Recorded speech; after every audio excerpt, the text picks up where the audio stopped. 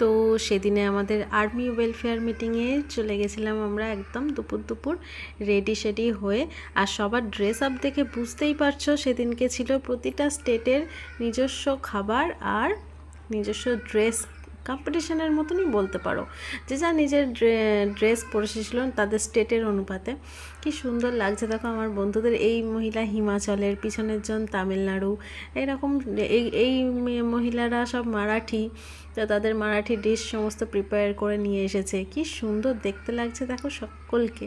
আর আমাদের ওয়েলফেয়ারের হল রুমটা একদম ভরে গেছিলো, সকলে এসেছিল সেই দিনকে।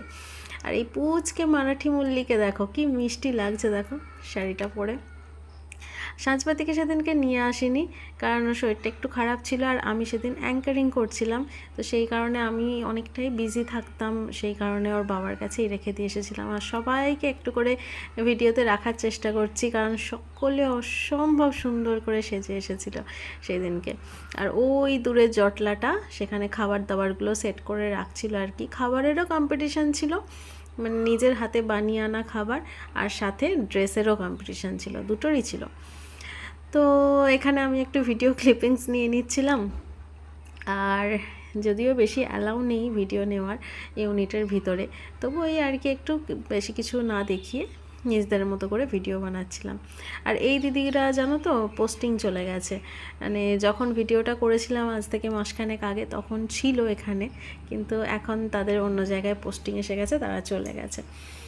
আর যতজনকে পাচ্ছি সামনাসামনি তাদেরকে ভিডিওতে রাখার চেষ্টা করছি। এই দিদি ভাইয়ের গেট আপ দেখেই বুঝতে পারছো, রাজস্থানের ড্রেস, রাজস্থানী মহিলা, কত সুন্দর করে সকলে দেখো ট্রেগুলো পর্যন্ত কত সুন্দর করে সাজিয়ে নিয়ে এসেছে। মানে শুধু একটা সময়, একটা সুযোগের অপেক্ষা, জানো তো। আমরা সকলের মধ্যেই কিছু না কিছু গুণ, কিছু না কিছু হুনার আছে, কিন্তু সেটা সময় আর সুযোগের অপেক্ষায় চাপা পড়ে থাকে। আজকে দেখো এই সুযোগটা পেয়ে সকলে কত খুশি মনে, কত সুন্দর করে পার্টিসিপেট করেছে। আর ওই দূরে দেখো আমি অ্যাঙ্কারিং করছিলাম, আর কি বলছিলাম এখন আর মনে নেই, 1 মাস পর আমাকে বলতে বললে আর বলতে পারবো না। তো খুব এনজয় করেছিলাম জানো তো সেই দিনটা সবাই মিলে।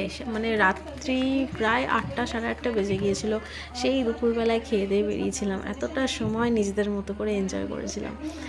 তো একটা দিন এরকম আমাদের লাইফে আসা দরকার। আর আমাদের ফৌজি ওয়াইফদের তো এটাই জীবন, এইভাবেই আমরা মানিয়ে নিতে অভ্যস্ত।